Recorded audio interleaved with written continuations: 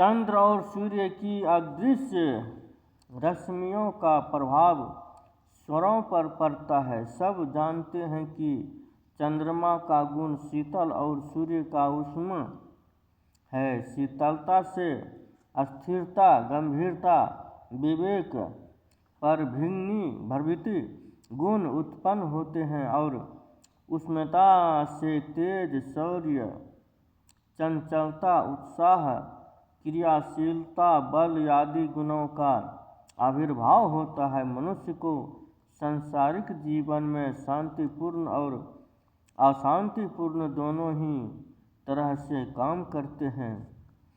किसी भी काम का अंतिम परिणाम उसके आरंभ पर निर्भर है। इसलिए विवेक पुरुष अपने कर्मों को आरंभ करते समय यह देख लेते हैं कि हमारे शरीर और मन की स्वाभाविक स्थिति इस प्रकार काम करने के अनुकूल है कि नहीं।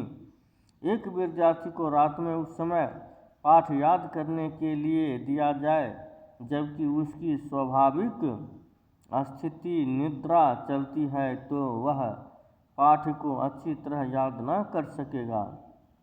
यदि यही पाठ उसे प्रातःकाल की अनुकूल स्थिति में दिया जाए तो आसानी से सफलता मिल जाएगी। ध्यान, भजन, पूजा, मनन, चिंतन के लिए एकांत की आवश्यकता है, किंतु उत्साह भरने और युद्ध के लिए कोलाहलपूर्ण वातावरण की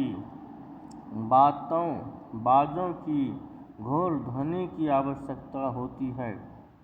ऐसी उचित स्थितियों में किए कार्य अवश्य ही फलीभूत होते हैं।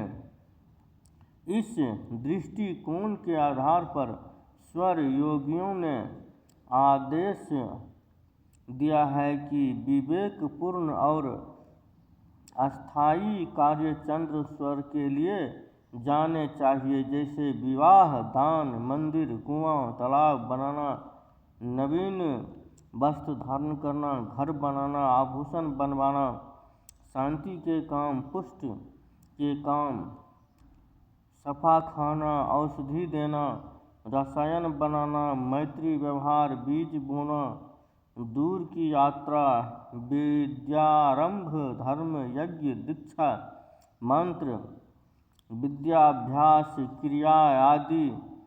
यह शब्द कार्य ऐसे हैं जिनमें अधिक गंभीरता और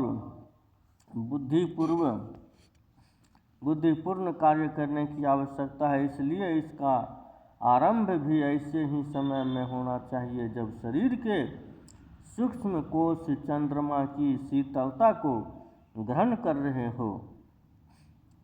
उत्तेजना, आवेश एवं ओष के साथ अपने पर जो कार्य ठीक होते हैं उनके लिए सूर्य स्वर उत्तम कहा जाता है।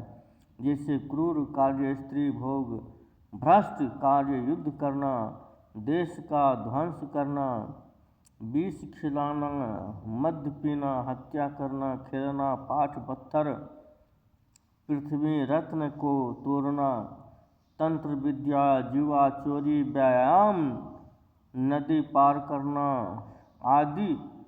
यहाँ उपरोक्त कठोर कर्मों का समर्थन या निषेध नहीं है।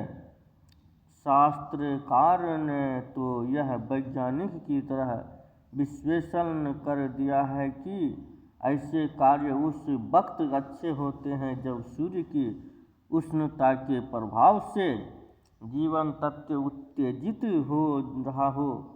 शांतिपूर्ण मस्तिष्क से भली प्रकार ऐसे कार्यों को कोई व्यक्ति कैसे कर सकेगा। इसका तात्पर्य यह भी नहीं कि सूर्य स्वर में अच्छे कार्य नहीं होते।